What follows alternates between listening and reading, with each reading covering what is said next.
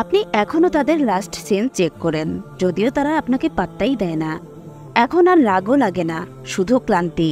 ভুল বোঝাবুঝিতে ক্লান্ত, তাদের চেয়ে বেশি যত্ন নেওয়ায় ক্লান্ত, এমন একটি সম্পর্ক টেনে নেওয়ায় ক্লান্ত যা আসলে কেবল আপনার কল্পনাতেই বিদ্যমান।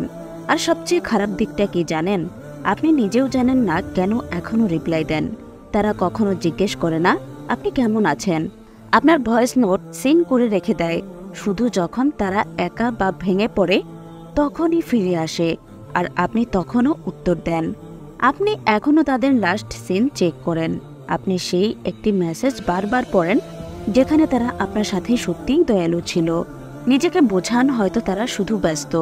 আপনি এমন কিছু পোস্ট করেন শুধু এটা দেখার জন্য যে তারা দেখবে কিনা। এটা এই কারণে নয় যে আপনি মরিয়া এবং ভেতরে ভেতরে বিশ্বাস করেন হয়তো এটাই সেই মানুষ যাকে আল্লাহ সুবহানাহু ওয়া তাআলা আপনার জন্য পাঠিয়েছেন। আপনি তাদের জন্য অজুহাত বানিয়েছেন, সীমা ছাড়ালেও চুপ ছিলেন। ভেবেছেন হয়তো এটা ধৈর্যের পরীক্ষা, কিন্তু যদি এটা পরীক্ষা না হয়, সতর্ক বার্তা হয়। কারো মাধ্যমে আল্লাহ পরীক্ষা নেন যা আপনাকে তার কাছাকাছি আনে, আর কারো মাধ্যমে আল্লাহ দেখিয়ে দেন সে আপনার জন্য নয়। একটিতে আপনার ঈমান শক্ত হয়, অন্যটিতে আপনার আত্মসম্মান ভেঙে যায়। আর সম্ভবত আপনি ইতিমধ্যেই জানেন যে এটা কোন ধরনের সম্পর্ক। আল্লাহ কোরআনে বলেছেন, আর যারা সীমা লঙ্ঘন করেছে তোমরা তাদের দিকে ঝুঁকবে না, কারণ তোমাদের কেউ আগুন স্পর্শ করবে। কখনো উত্তর দেওয়া গুনাহ নয়, কিন্তু বারবার এমন কাউকে খুঁজে বেড়ানো যাকে আল্লাহ আপনার জীবন থেকে সরিয়ে দিতে চান, এটা নিজের অনুভূতির ক্ষতি করা। কারণ তারা খারাপ নয়, কিন্তু তারা আপনার জন্য নয়। আর যতদিন আপনি উত্তর দিতে থাকবেন ততদিন আপনি সেই শান্তিকে পিছিয়ে দেবেন যার জন্য আপনি আল্লাহর কাছে কাঁদছেন। তারা শুধু তখনই ফিরে আসে যখন তাদের আপনাকে প্রয়োজন হয়। তারা সবসময় ফিরে আসে তখন নয় যখন আপনি ভালো আছেন, তখন নয় যখন আপনি অবশেষে তাদের ভুলতে পেরেছেন, তখন নয় যখন আপনার সাহায্যের প্রয়োজন। তারা ফিরে আসে তখন যখন তাদের সান্ত্বনা দরকার, যখন তাদের জীবন ভেঙে পড়ে, যখন তারা মনোযোগ চায়, যখন রাত 2টায় তারা একা হয়ে যায় এবং আপনি সেই একমাত্র ব্যক্তি যে তাদের ফোন ধরে। তারা এটা আড়ালো করে না, তারা জিজ্ঞাসা করে না আপনি কেমন আছেন। তারা ক্ষমা চায় না হঠাৎ অদৃশ্য হয়ে যাওয়ার জন্য। তারা এটা উল্লেখও করে না যে মাত্র 1 সপ্তাহ আগে তারা আপনাকে কতটা মূল্যহীন অনুভব করিয়েছিল। তারা এমনভাবে ফিরে আসে যেন কিছুই হয়নি। আর সবচেয়ে খারাপ বিষয় কি জানেন? আপনি তাদের ফিরিয়ে আনেন দুর্বল বলে নয়, বরং আপনার ভেতরে এক অংশ এখনও বিশ্বাস করে যদি আল্লাহ তাদের বারবার ফিরিয়ে আনেন তবে হয়তো এর একটা মানে আছে। কিন্তু একটা কথা কেউ আপনাকে বলে না, শয়তানও মানুষকে ফিরিয়ে আনে, বিশেষ করে যাদের কারণে আপনি নিজে থেকে দূরে সরে যান। বিশেষ করে সেই সব মানুষদের যারা আপনার সুস্থ হয়ে ওঠার পথে বাধা দেয় ঠিক যখন তা কাজ করতে শুরু করে। এটা আল্লাহর পক্ষ থেকে কোনো সংকেত নয়, এটা আবেগের ওপর খেলা যার সঙ্গে মেশানো হয়েছে ধর্মীয় অপরাধবোধ।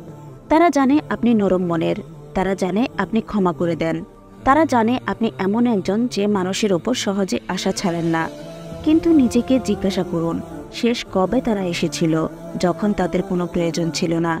যদি তারা কেবল তখনই আসে যখন আপনি তাদের জন্য উপকারী, তাহলে হয়তো আল্লাহ সুবহানাহু ওয়া তাআলা আপনাকে দেখাচ্ছেন এটা একজন মানুষ নয়, এটা একটা চক্র। রাসূলুল্লাহ সাল্লাল্লাহু আলাইহি ওয়াসাল্লাম বলেছেন, একজন মুমিন একই গর্ত থেকে 2 বার ধ্বংসিত হয় না।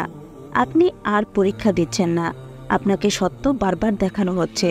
যতক্ষণ না আপনি নিজেকে সুরক্ষিত করেন যেভাবে আল্লাহ চান।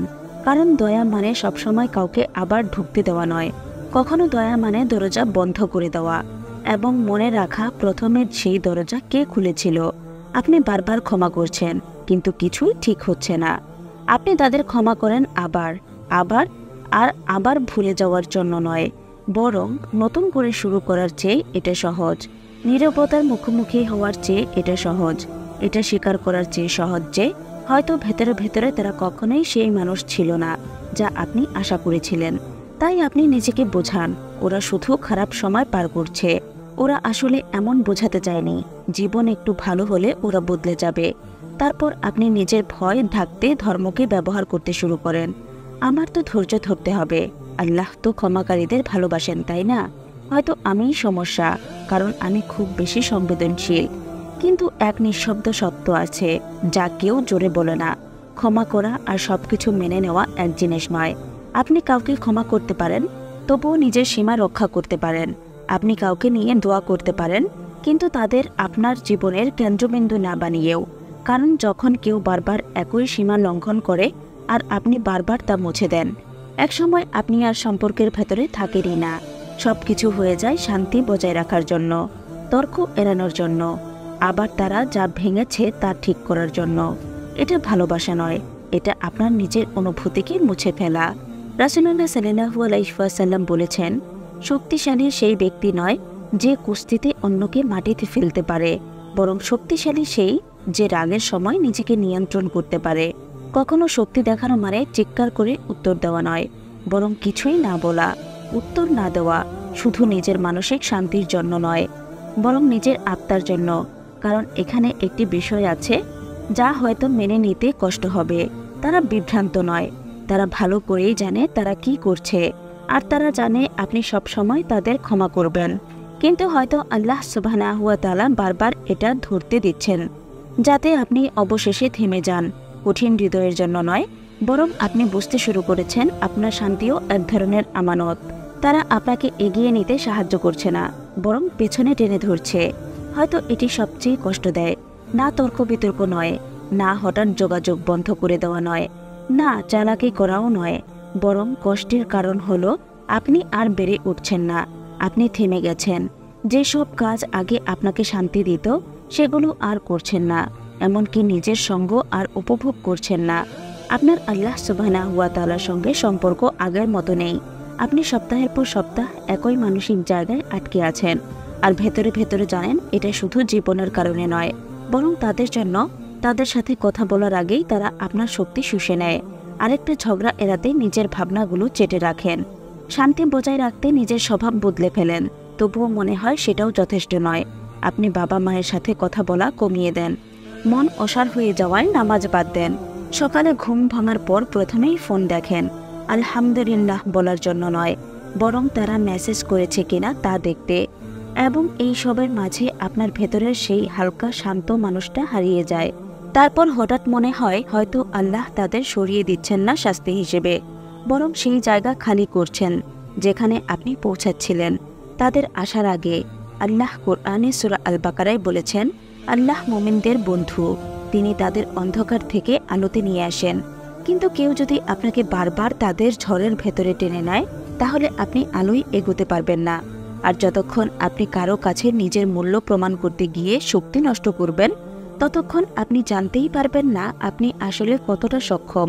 আপনার উচিত ছিল কিছু গড়ে তোলা, সুস্থ হওয়া, বেড়ে ওঠা, মনোযোগী থাকা। কিন্তু এখন শুধু আপনি একটি সম্পর্ক টিকিয়ে রাখছেন যেটা আপনার আত্মাকে খাবারও দেয় না। যদি মনে হয় তারা আপনার জীবনে আসার পর থেকে বাকি সবকিছু ধীর হয়ে গেছে, হয়তো এটা কেবল কাকতালীয় নয়, হয়তো এটা আল্লাহ আপনার মনোযোগ আকর্ষণ করার চেষ্টা করছেন। আল্লাহ যখন কাউকে সরিয়ে দেন, তখন তা আরও ভালো কিছুর জন্য জায়গা তৈরি করে।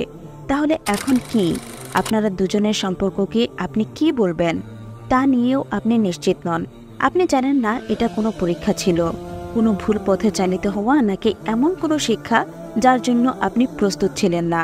তবে একটা ব্যাপার ধীরে ধীরে পরিষ্কার হচ্ছে, আপনি যত বেশি জোর করে কিছু ধরে রাখার চেষ্টা করেন, তত বেশি শান্তিকে আপনার জীবন থেকে দূরে ঠেলে দেবেন। হয়তো এটা তাদের ব্যাপার ছিল না, হয়তো এটা ছিল আপনার ব্যাপার। আপনি কতটা নিজেকে ছোট করে ফেলতে রাজি শুধু ভালোবাসা অনুভব করার জন্য।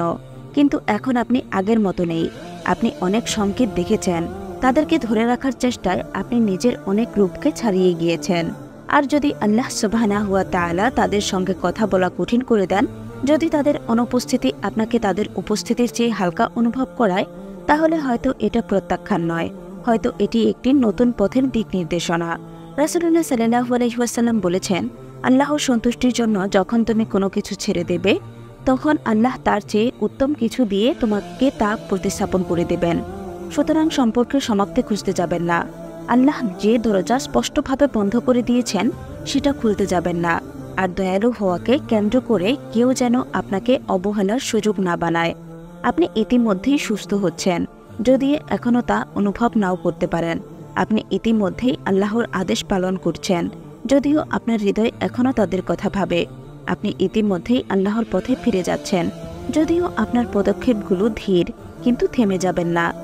যদি আপনি কখনো এমন অনুভব করেন যে আল্লাহ আপনাকে কারো কাছ থেকে কোনো কারণে দূরে সরিয়ে দিয়েছেন, তাহলে কমেন্টে লিখুন, ইয়া আল্লাহ, যা থেকে তুমি আমাকে রক্ষা করছো, আমি যেন তার পেছনে না ছুটি।